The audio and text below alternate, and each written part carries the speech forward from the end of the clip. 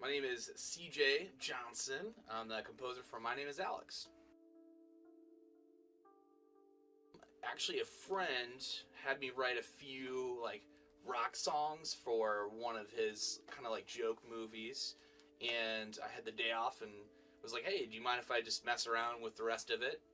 And all of a sudden, I just started putting things to it because I had never really done synthesizers or messed around with the technology side of things besides recording, and just thought it would be fun. And then I noticed I had kind of a knack for it and really liked it, and it just kind of grew from there, and then it was an obsession.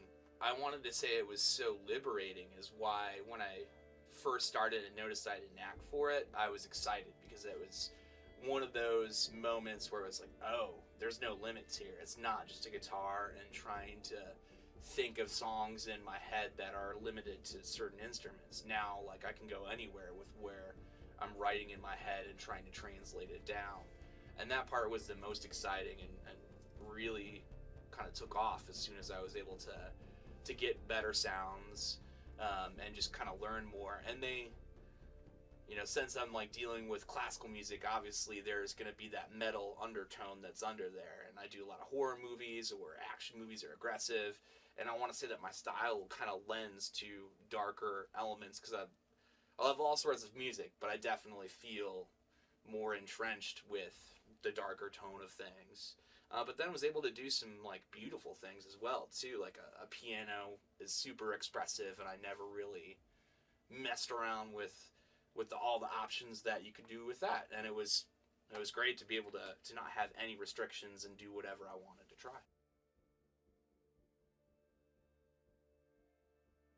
Well, usually I'll meet with the director, hopefully face to face. Usually I can read someone better when I'm face to face with them, but a phone call works as well too. And it really, it's a conversation of just what is going on inside their head and what they're thinking.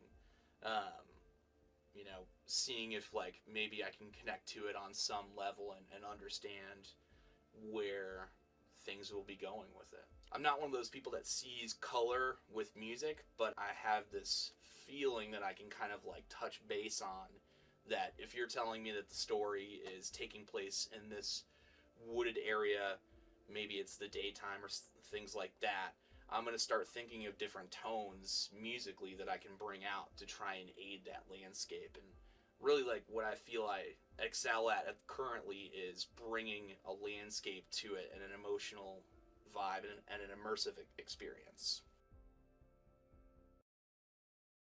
It really depends.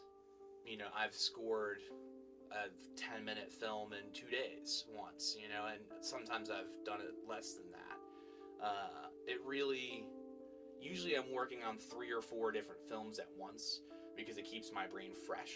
And, if I'm not totally vibing with one film, I'll jump into another film and it just kind of crosses back and forth. And sometimes they actually even interplay with each other. So if I'm working on a horror movie and I've been really working on creating this dissonant tone with it, sometimes that can lend to if I'm doing a sci-fi piece or a dramatic element to it, and I've been wanting to bring it into the horror, but I know that I can't, so sometimes I'll just have inspiration that I can bring into that project. So honestly, working on several projects at once keeps my brain quick and just helps with inspiration.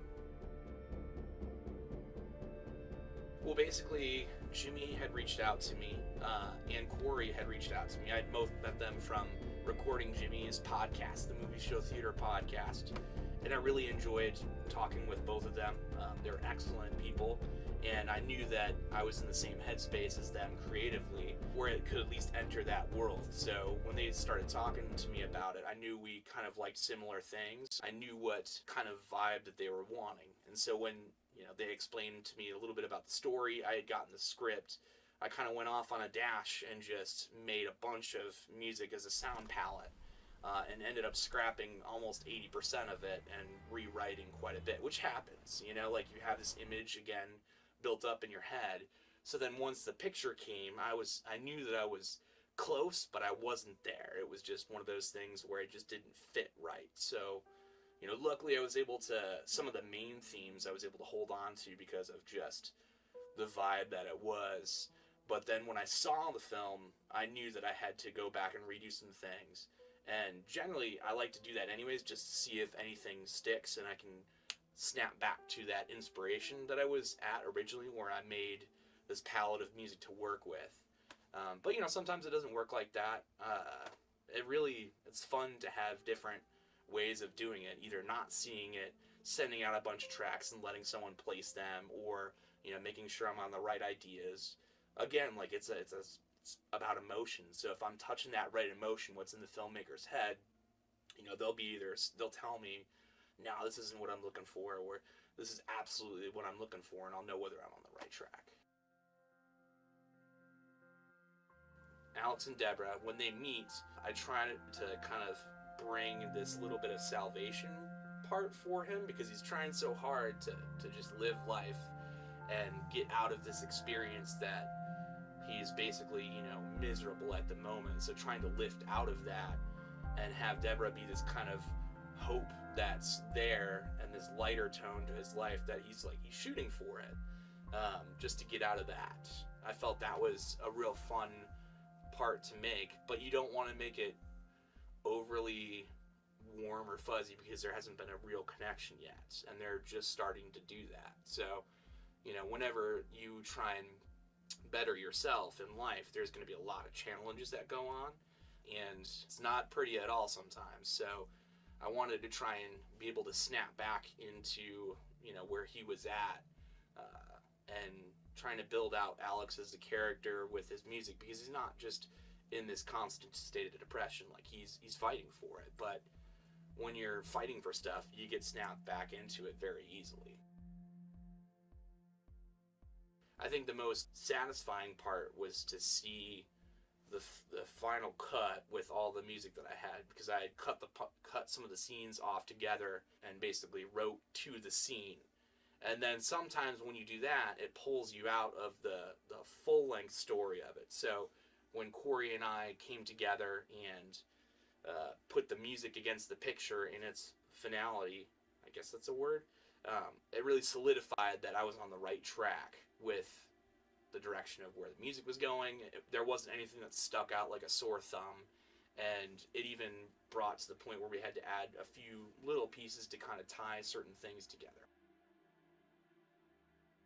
That also kind of varies too. Like, every project is new, and I try and get in the headspace of the project. So with this one, I knew that it was going to be very electronic based, and I had watched Mr. Robot a couple years ago and really started to get into Matt Quayle.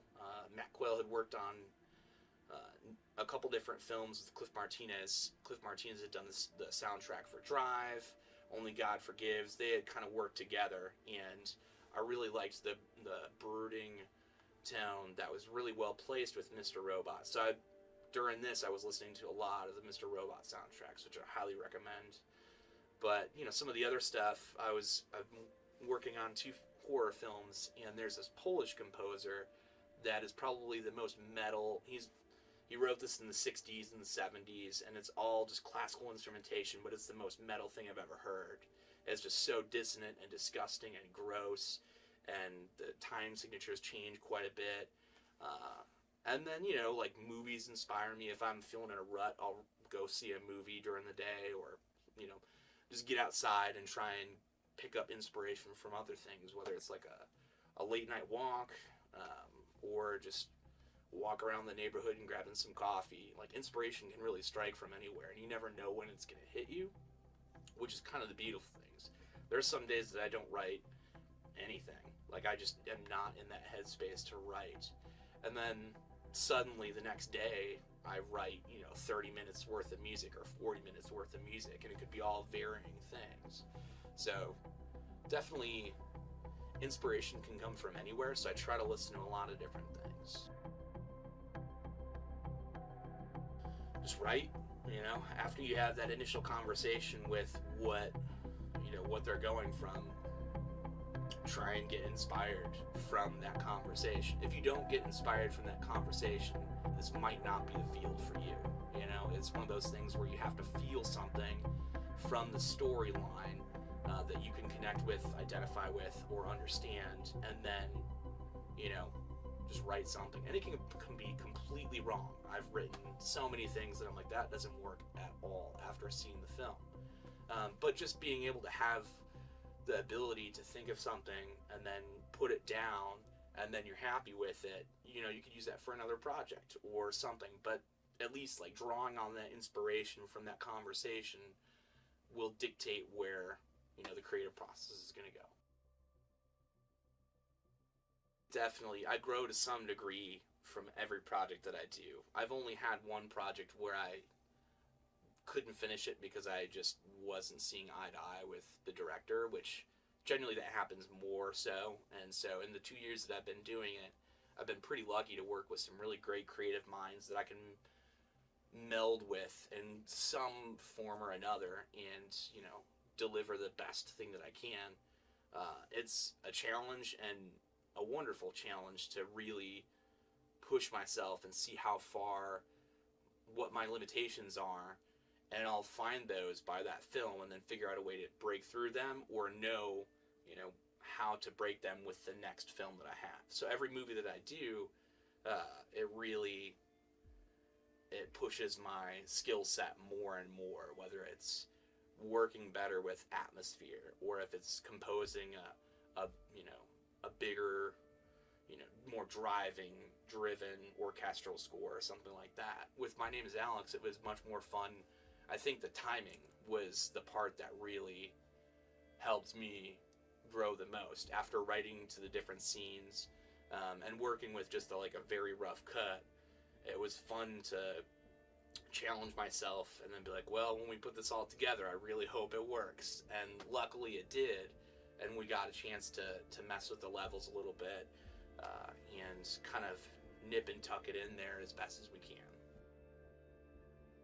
I met Jimmy 2 years ago. We both lived in the same town, but we had never met each other.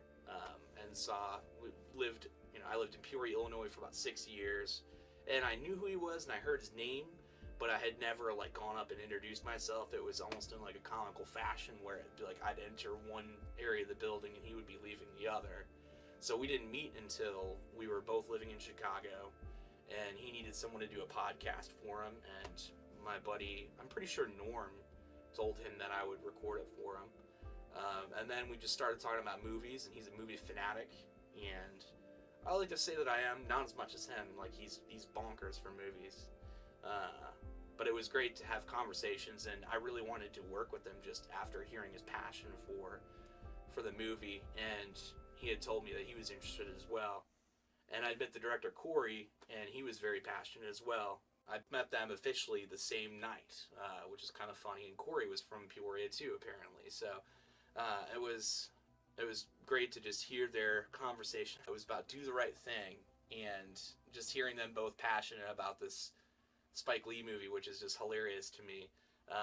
They had really knowledgeable input that I could identify with totally. Whenever I watch movies, you have those mental processes in your head, and it was nice to hear someone else saying those type of things that I could identify with.